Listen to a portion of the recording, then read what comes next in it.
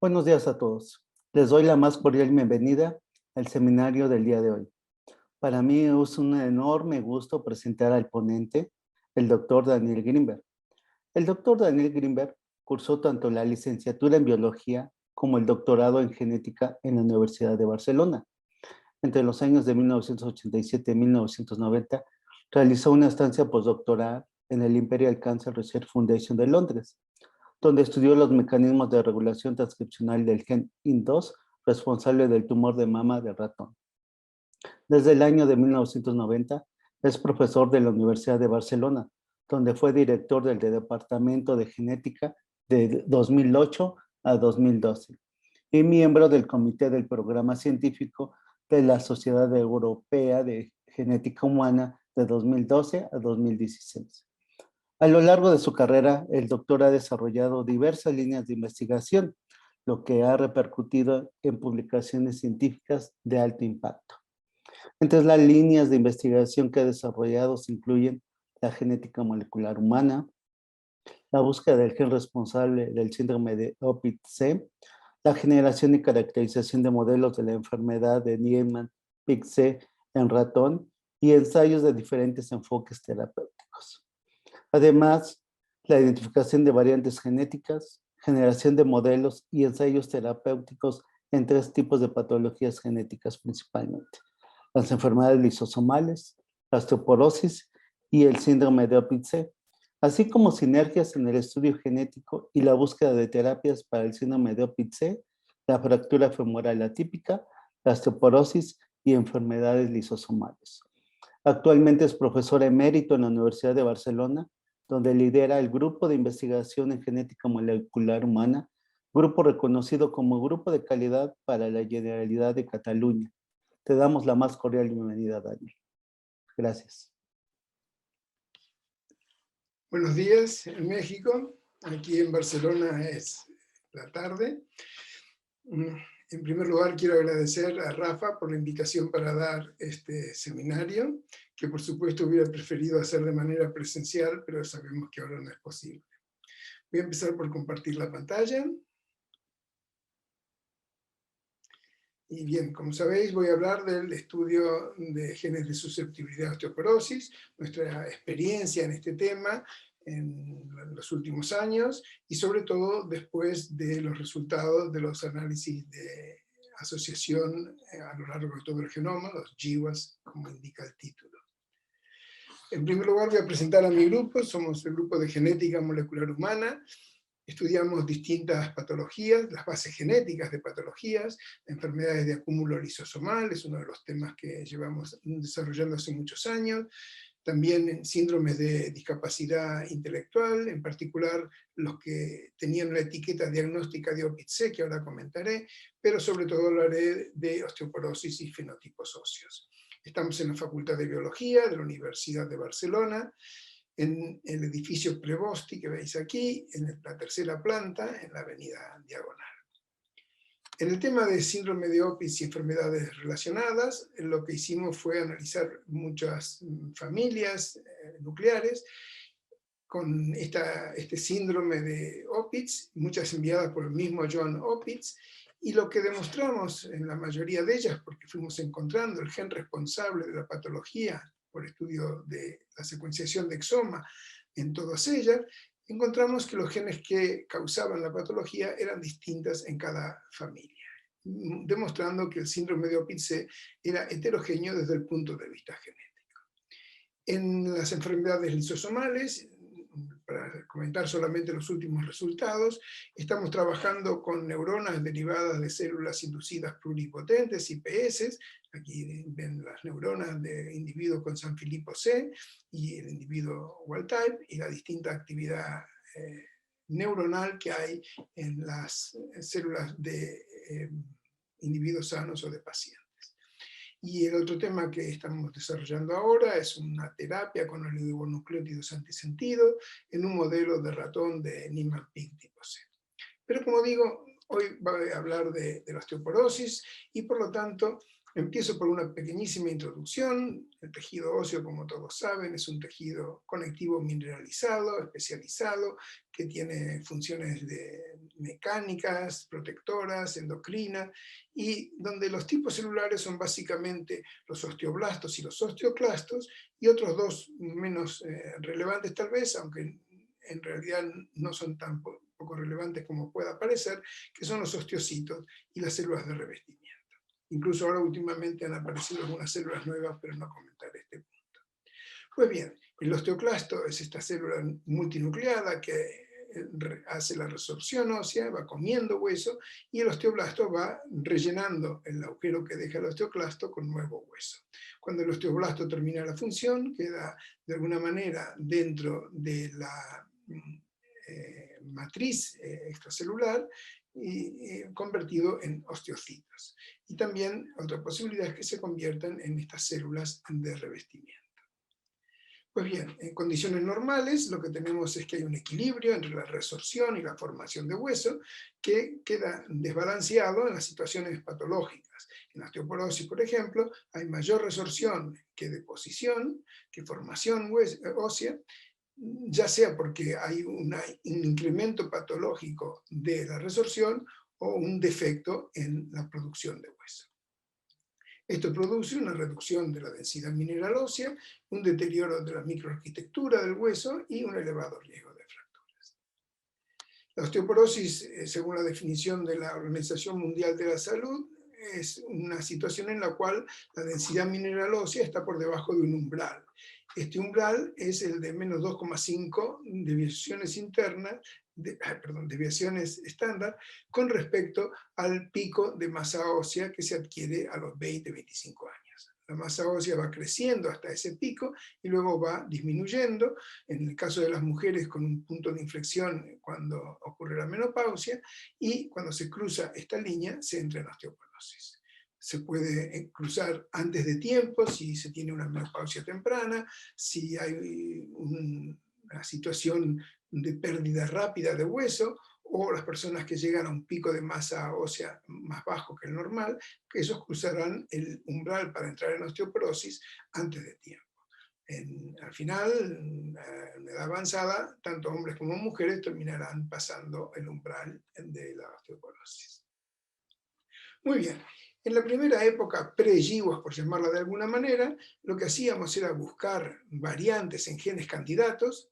Nosotros empezamos con el gen del colágeno, el COL1A1, porque produce la proteína que es mayoritaria en el hueso, encontramos dos variantes en el promotor, demostramos que estaba asociada a la densidad mineral ósea y luego hicimos estudios funcionales demostrando, por ejemplo, en este caso, que esta región era un sitio donde se unían proteínas nucleares, seguramente factores de transcripción.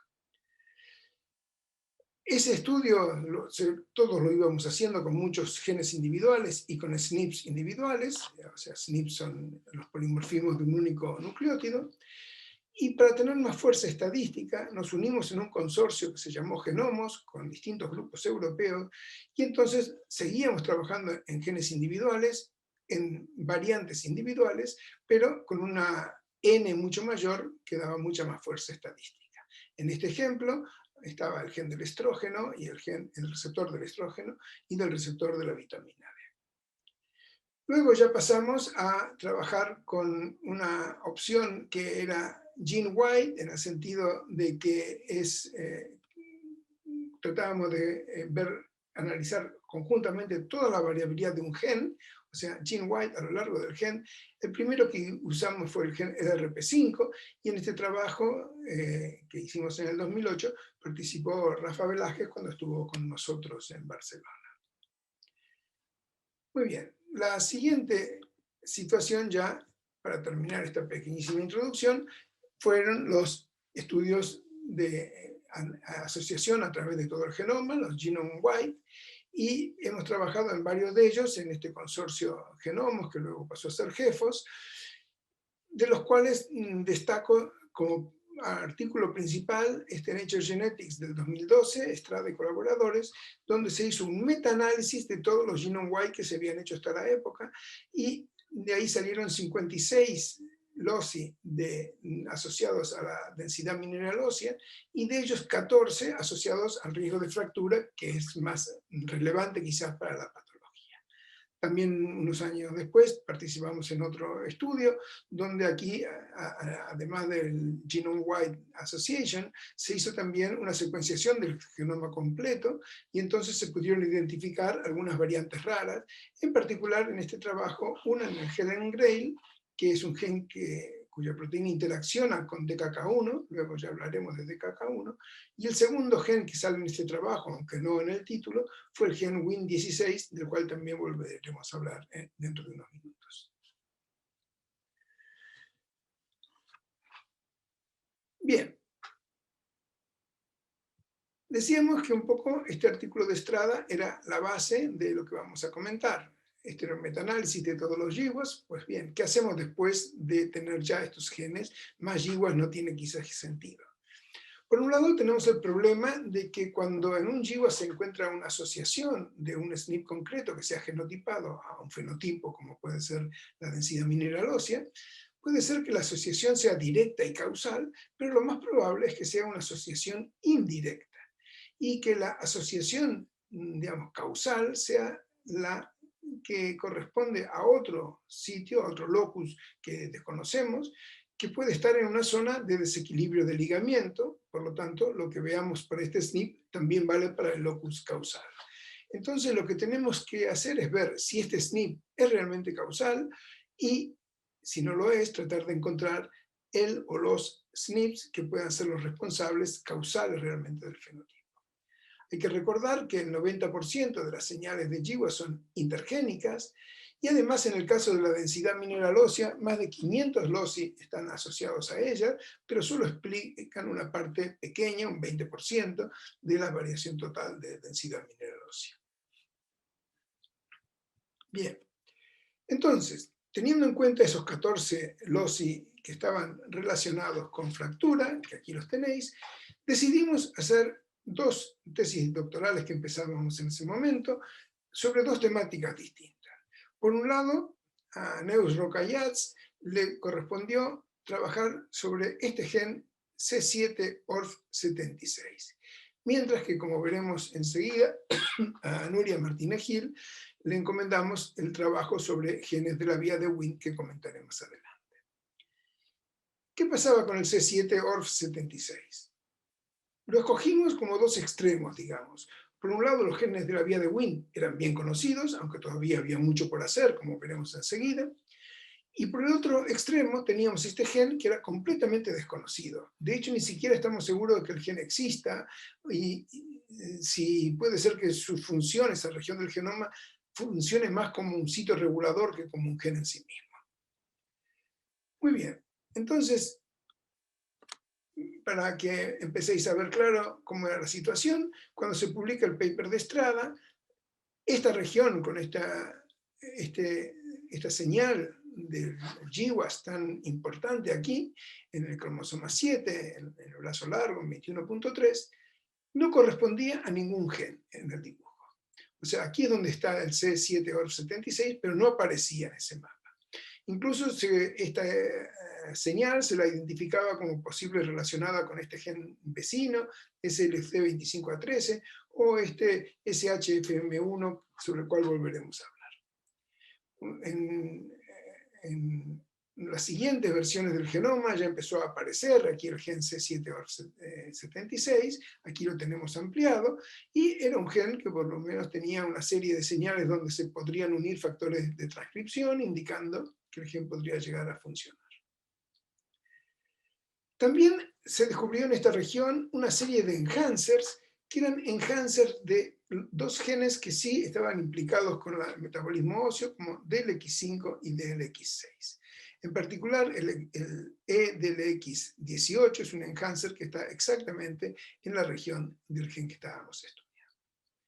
Y además, en esta región había lesiones que estaban asociadas a una patología que era Split Hand and Foot Malformation, una patología ósea, donde había dedos o manos y pies con alteraciones, malformaciones, partidas como split, que indica su nombre, que el gen corresponde al CHFM que tenemos aquí, pero la región era más larga que este gen y aquí ocurría aislado el Split Hand and Foot Malformation, es decir, los que tenían lesiones en esta región tenían este síndrome, mientras que en estas otras regiones tenían ese mismo Split Hand and Foot Malformation, más pérdida auditiva, hearing loss, en esta región de aquí, que es la que incluye nuestro gen, o también con anomalías craniofaciales por aquí.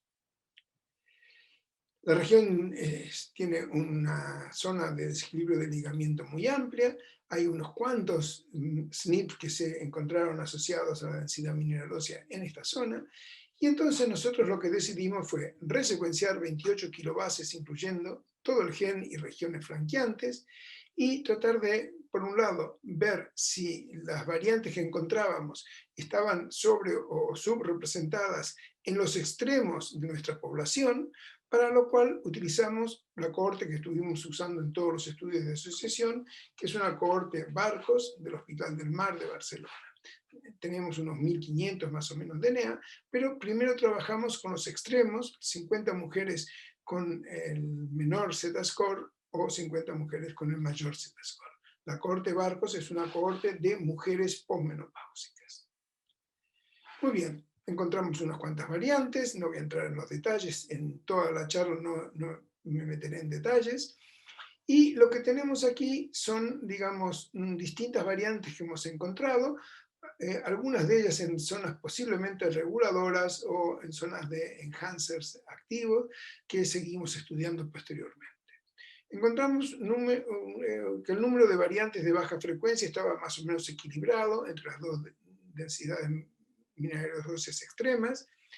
La variante codificante que encontramos fue una única, pero la predicción era de benigna, y no hemos seguido mucho más con ella.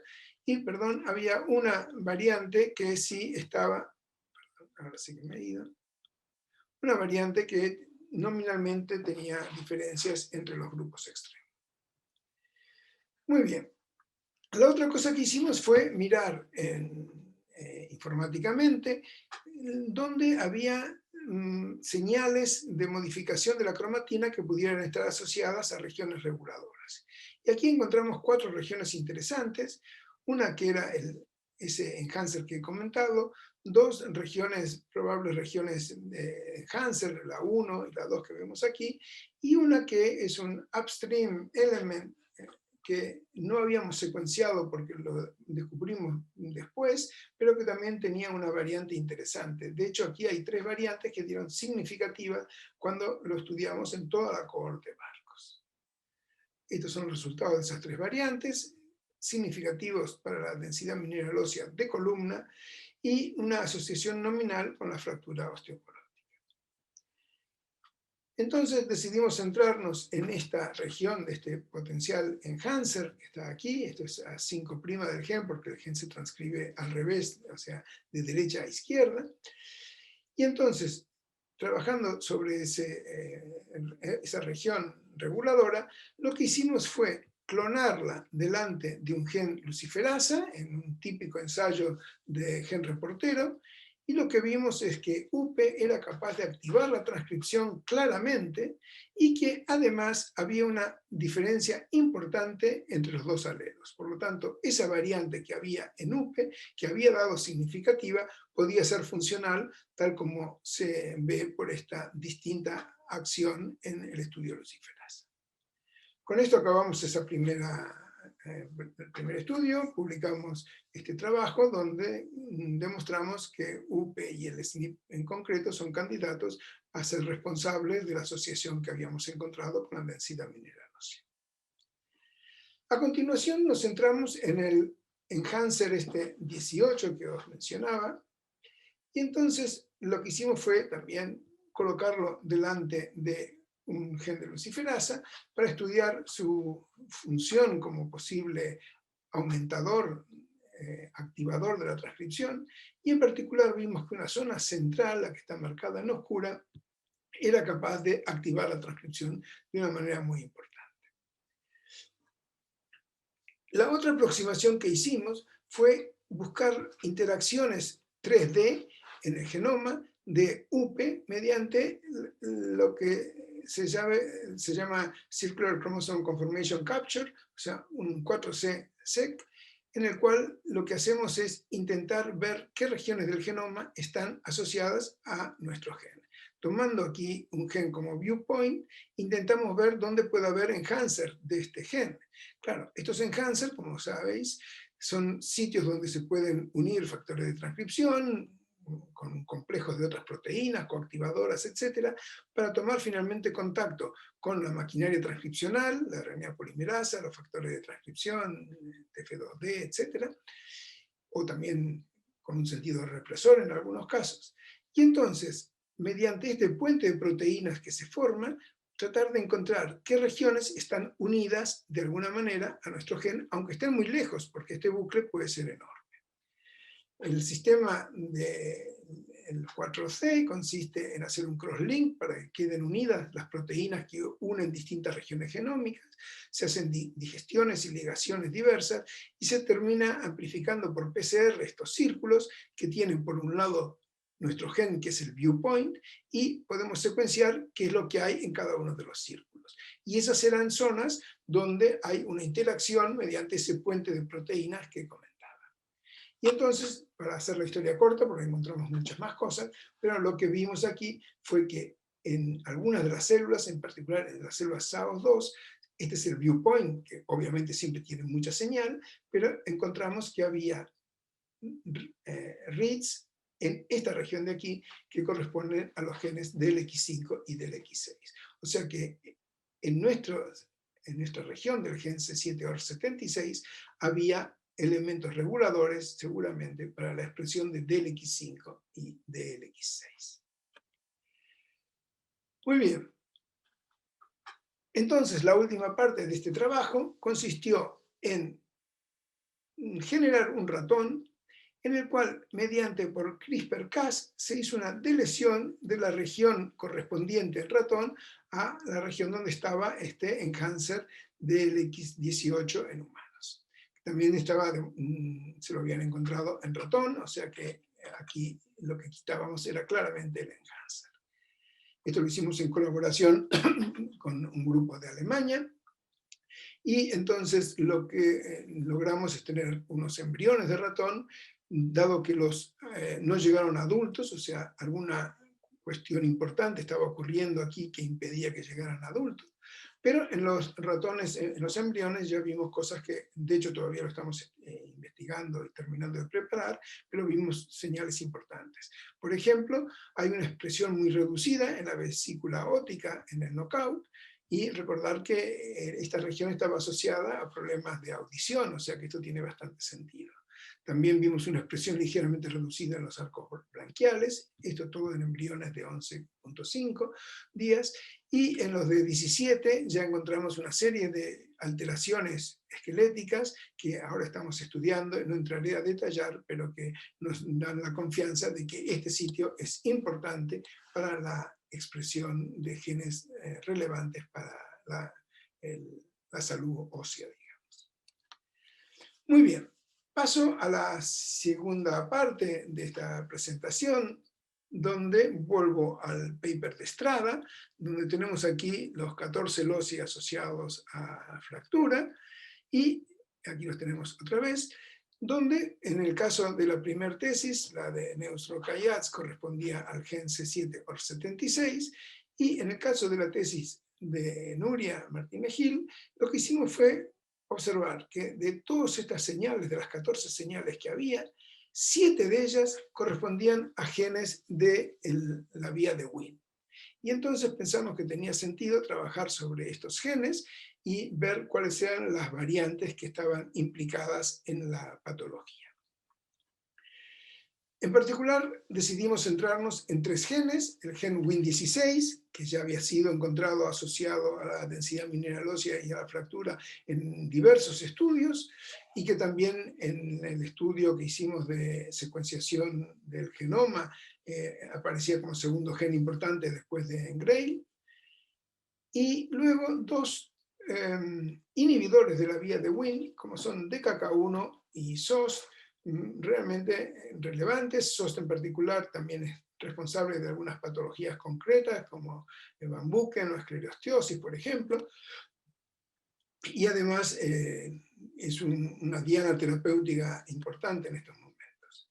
DKK1 es un gen del que se sabe menos en cuanto a su implicación en patologías, pero que también juega un rol en esa vía de Wnt. De hecho, esta es la vía de Wnt, que no entraré a detallar, pero que participa en la diferenciación de osteoblastos y osteoclastos y condrocitos, en el desarrollo óseo, en el remodelado óseo, etc. Y básicamente lo que tenemos aquí es que los 19 ligandos de Wnt, hay 19 Wnt distintos, los ligandos Wnt, se unen al receptor que es Frizzle, que lo tenemos aquí, y al correceptor que puede ser el RP5 o el RP6. Hay más componentes en esta historia, y en particular quiero destacar los 2 inhibidores que son SOS y DKK1, o la esclerostina si queréis, y DKK1, que son los que estudiaremos aquí. O sea que aquí estudiamos SOS, DKK1, y de los ligandos, en esta imagen aparece Wnt1, pero el que estudiamos nosotros es Wnt16. Muy bien, en primer lugar lo que hicimos fue resecuenciar los exones y regiones flancantes y regiones reguladoras de Wnt16, de DKK1 y de SOS. Aquí hay unas cuantas de las variantes que hemos encontrado. En el caso de Wnt hay 2 tránscritos, como se ve aquí, y encontramos unas cuantas variantes, y luego hicimos estudios de asociación, tanto primero en los extremos de la cohorte Barcos, otra vez, o sea, las mujeres con la densidad mineral ósea más baja, low bone mass, o los de high bone mass, con alta densidad mineral ósea, y luego ya lo hicimos en la cohorte Barcos completa.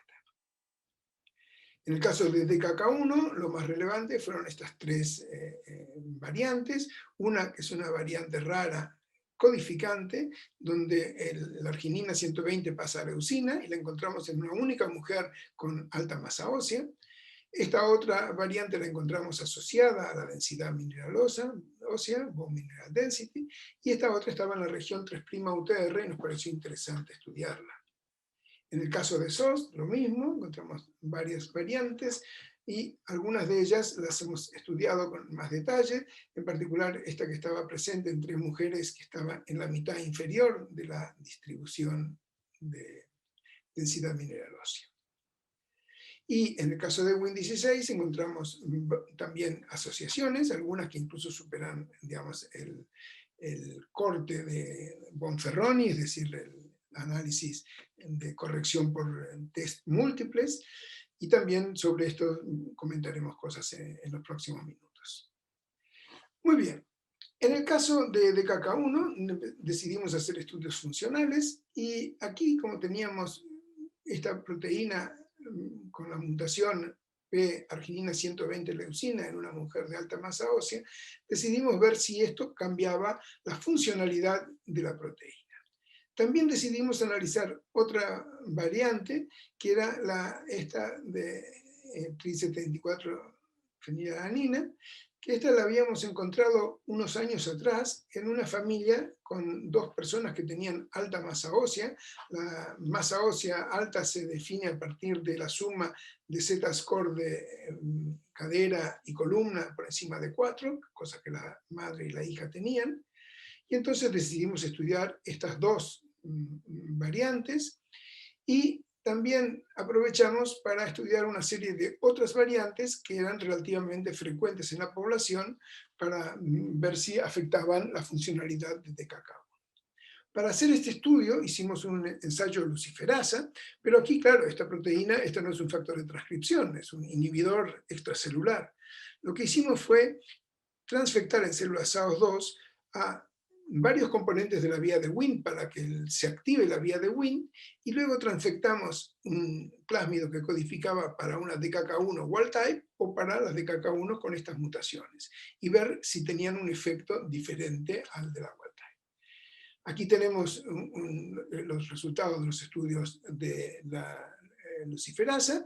Cuando no ponemos los genes de la vía de Wnt no hay actividad, cuando los ponemos hay este máximo de actividad, pero si agregamos el DKK1 wild type, hay una inhibición y la vía de Wnt, digamos, queda inhibida hasta este punto. Y entonces, este rango es el que tenemos para ver si hay proteínas que con la mutación funcionan igual que el DKK1 wild type y quedarían por aquí, se anula completamente su función y quedarían por aquí, o tienen valores intermedios. Y lo que vimos fue bastantes valores intermedios.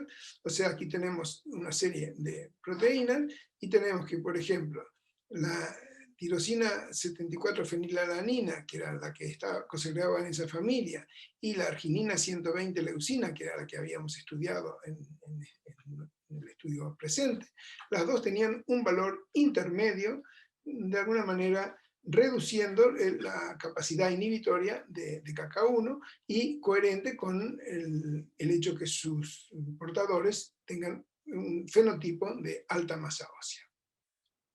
Tenemos que esta otra, serina 157 isoleucina, decrece los niveles de inhibición de DKK1, y pudimos demostrar de que esto era por una reducida secreción de la proteína al espacio extracelular, como se demuestra aquí. Muy bien, y finalmente la ALA 41-treonina y la serina 157L también decrecen la actividad de DKK1, y puede ser que correspondan a un fenotipo de masa ósea alta que no se ha descubierto todavía. Otras cosas que hicimos fue, en la variante que estaba en la región 3' UTR, ver si había diferencia entre los alelos, si incluíamos esta región 3' UTR detrás del gen de la luciferasa, o si no la incluíamos, y si cambiábamos un alelo o el otro. Lo que vimos es que esta región 3' UTR es relevante, porque cuando está presente disminuye la actividad luciferasa, pero lo que no pudimos demostrar es que hubiera diferencia entre los alelos. Finalmente, una variante que podía producir un splicing aberrante, intentamos ver si esto ocurría, y realmente no ocurría, o sea que ese tema lo dejamos ahí. Muy bien, el efecto es independiente de la variante y no encontramos el splicing alternativo que habíamos sugerido. Y finalmente, para terminar DKK1, lo que hicimos fue estudiar también la interacción 3D mediante los estudios 4C que he comentado antes. Aquí están demostrados de nuevo. Aquí usamos como viewpoint un lugar donde había una concentración de SNPs que habían dado asociados a la densidad mineral ósea en muchos estudios. Pusimos eso como viewpoint y lo que encontramos fue que interactuaba básicamente con el gen de KK1, o sea que esta región era relevante para la expresión del gen de KK1 y también para algunas formas de un RNA largo no codificante, el long carot que vemos aquí. Hay 3 formas distintas, pero este viewpoint interactuaba con estas dos formas. Muy bien, la región que contiene los 24 SNPs de BMD interactúan tanto con TKK1 como con formas del linkar.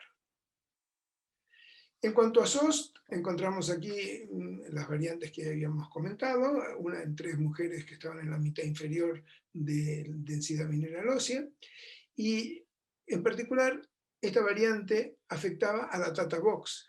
Por lo tanto, decidimos mirar en un estudio de luciferasa si el poner una u otro de los alelos en esta posición modificaba la expresión luciferasa.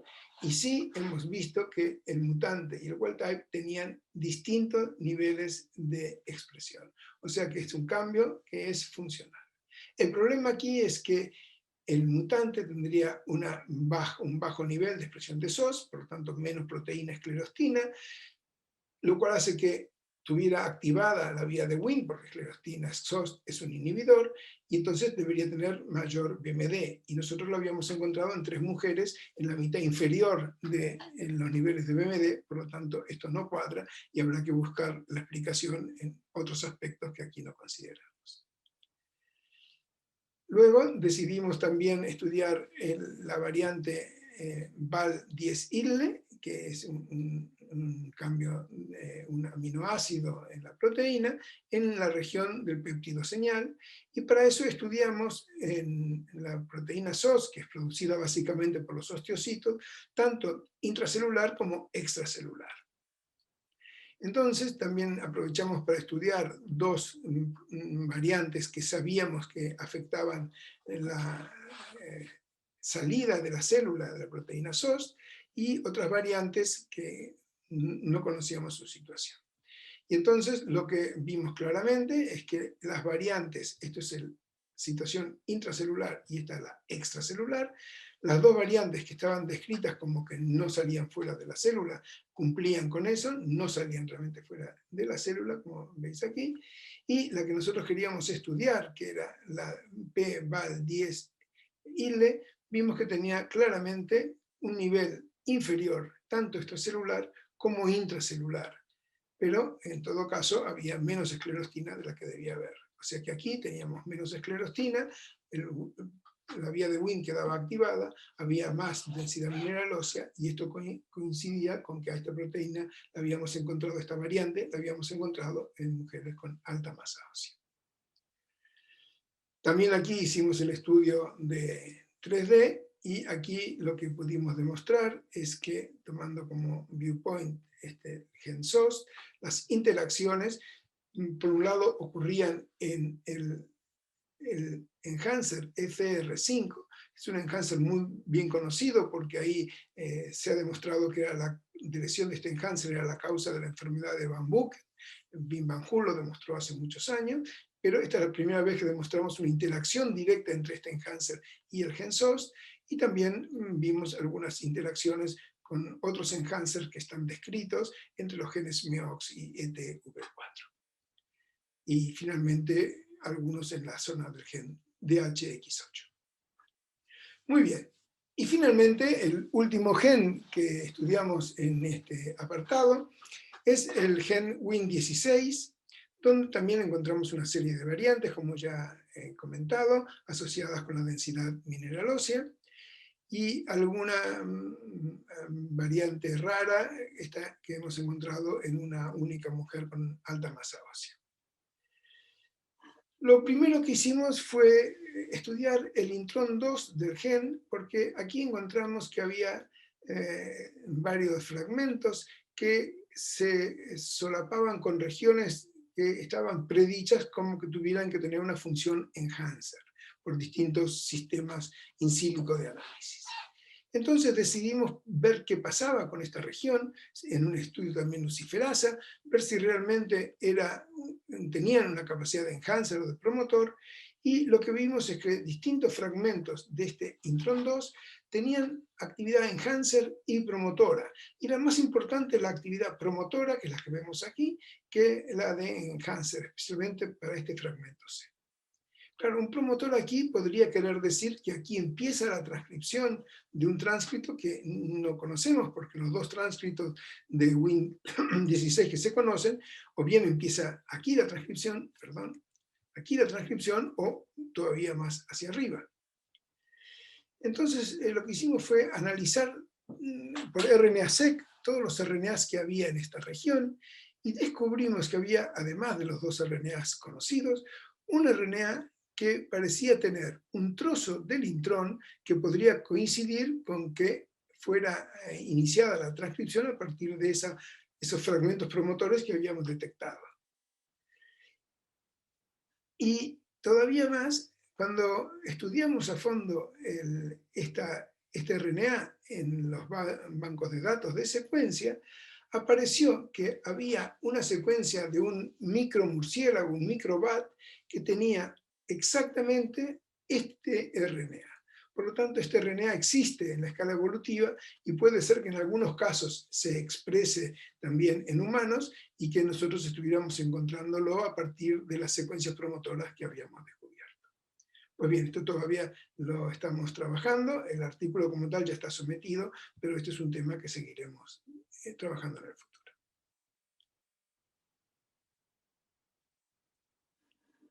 También hicimos un estudio de 4C, y aquí lo que hicimos fue estudiar las interacciones entre Win16 y los genes vecinos. Y lo que hemos visto es que todas las interacciones del promotor de Win16 van hacia la región del gen CPED1 y no hacia FAM3C, que es el vecino para el otro lado. En el FAM3C también hicimos estudios tomando esto como viewpoint y solo van hacia la derecha y no hacia Win16. Y hicimos estudios con viewpoints en el CPED1 y salían concordantes, estas líneas negras son las que valen en forma recíproca, permitían la unión por ambos lados, digamos, es decir, que desde CPED se unía a Win16 y desde Win16 a CPED. Por lo tanto, creemos que en CPED hay una serie de enhancers que son fundamentales para la expresión del gen Win16. Muy bien. Y los últimos minutos los usaré para hablar de otro tema, que es la fractura atípica de fémur. La fractura atípica de fémur es una fractura muy poco frecuente y que tiene unas características muy especiales. Ocurre con un trauma mínimo o sin trauma, la línea de fractura es transversal o ligeramente oblicua, forma una espina medial a veces que queda aquí muy prominente, no ocurre con fracturas en muchos trozos, con minutas, y hay un engrosamiento del córtex lateral en el sitio de fractura. Como digo, la incidencia es muy baja, pero lo que tiene como relevante es que parece bastante claro que está asociada a el uso de bisfosfonatos durante un tiempo prolongado. Los bisfosfonatos son unas drogas que se utilizan para la osteoporosis, que son de uso muy generalizado, muy baratas, y realmente mucha gente lo está usando. Pero claro, el contrasentido es que se usan bisfosfonatos para que no haya fracturas típicas, y en algunos casos, muy bajos, pero en algunos, aparecen fracturas atípicas. Cuanto más tiempo se usen los bisfosfonatos, mayor es el riesgo. Entonces decidimos estudiar este tema para ver si había una base genética para estas fracturas atípicas, y contábamos con 3 hermanas de Córdoba, en España, que las 3 habían tenido, por supuesto, tratamientos con bifosfonatos por distintos tiempos, por 6 años por lo menos, y las 3 tenían fractura atípica de fémur. Una la tenía bilateral, las otras 2 la tenían unilateral. Y además, en este estudio, juntamos 3 individuos no relacionados que también habían tenido la fractura típica de fémur, después de tratamiento prolongado con bisfosfonatos. Hicimos una secuenciación completa del exoma, y claro, al tener 3 hermanas nos permitió hacer un estudio, porque tenía que ser algo común a las 3. Este trabajo, digamos, culminó en la identificación de una serie de genes, y el primero que destaca es GGPS1, que estaba presente en las 3 hermanas. También el gen CYP1A1, terminaré hablando algo de él, era otro gen relevante, y unos cuantos más que luego comentaré un poco. Encontramos 37 variantes en 34 genes, pero estos eran los que realmente destacaban. También miramos si alguno de estos genes estaban presentes en los individuos no relacionados, y CYP1A1 también aparecía en uno de los individuos no relacionados, y también BRAT1 que está aquí. Lo curioso y lo interesante de esto es que el enzima GGPPS, que es el producto del gen GPC1, actúa en la vía del mevallonato exactamente al lado de donde actúan los bifosfonatos. O sea que es un muy buen candidato para que esté relacionado con la fractura dependiente de bifosfonatos. CYP1A1 también está en esta vía, pero bastante más lejos. Lo publicamos en New England porque llamó mucho la atención este tema, y luego demostramos ya funcionalmente, por ejemplo, que la GGPS, cuando tenía la mutación aspartico 188 de tirosina, disminuía mucho la actividad enzimática. Esta reacción disminuía notablemente, demostrando que ese cambio era funcional. También vimos que la estructura, la oligomerización de la GGPS estaba afectada cuando teníamos la mutación. En azul había esta forma monomérica que no debería existir, mientras que en rojo es el wild type, que tiene prácticamente todo en el hexámero, que es lo correcto. Este trabajo lo hicimos en colaboración con la Universidad de Oxford, y luego en colaboración con Harvard lo que hicimos fue estudios sobre el gen GGPS1 en osteoblastos, y mediante silenciamiento con shRNA, silenciando el gen, lo que pudimos ver es que había una reducción en la mineralización, una reducción de la expresión génica de osteocalcina, Asterix y Rankele, y también pudimos demostrar en osteoclastos que al inhibir GGPS1 con estos shRNAs, había un aumento de la osteoclastogénesis, una reducción de la actividad resortiva, como se pueden ver unas diferencias entre el control y el tratado. Todo esto, digamos, nos llevó a la segunda publicación en la que hicimos esta caracterización fina del gen GGPS1. Muy bien, y para terminar, digamos que nuestra conclusión es que hay un modelo oligogénico y heterogéneo para la fractura típica de fémur, donde probablemente estén actuando varios factores, y aquí hemos marcado en negrita las distintas variantes que hemos encontrado en distintos individuos con la fractura típica de fémur.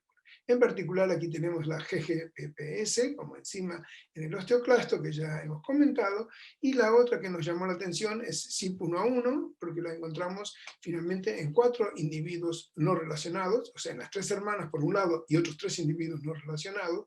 Y entonces, como última diapositiva, os comento el estudio funcional que hicimos de CYP1A1. Y lo que hemos visto aquí es que la actividad enzimática en 2 de ellos por lo menos caía profundamente, y uno es esta variante R98W, que era la que tenían las 3 hermanas, mientras que la viabilidad era correcta en todos los casos. Por lo tanto, pensamos que CYP1A1 también está implicada en la fractura típica de fémur. Este es un paper que acabamos de someter. Muy bien. Los colaboradores en todo este trabajo han sido, por un lado, el grupo de Limini al Hospital del Mar, de Adolfo Díez Pérez y colaboradores, que son los responsables de la cohorte Barcos, el grupo de Genomos y Jefos con Andreu Uterlinden y Fernando Rivadeneira, el grupo de Max Planck con Darío Lupiáñez, que es el que hizo el ratón con el enhancer, con Neus, que estuvo trabajando con él. En Harvard colaboraron el grupo de Roland Barron con los shRNAs contra GGPS1, y de los estudios enzimáticos de GGPPS lo hicimos en colaboración con la Universidad de Oxford, de Graham Russell. Finalmente, nombrar a las personas que participaron en todo este proyecto: Susana Barcels, con quien codirijo toda esta línea de investigación, y que ahora que estoy entrando en etapa de emérito y ya terminando mis funciones de investigación, se hará cargo en solitario de todo el trabajo futuro.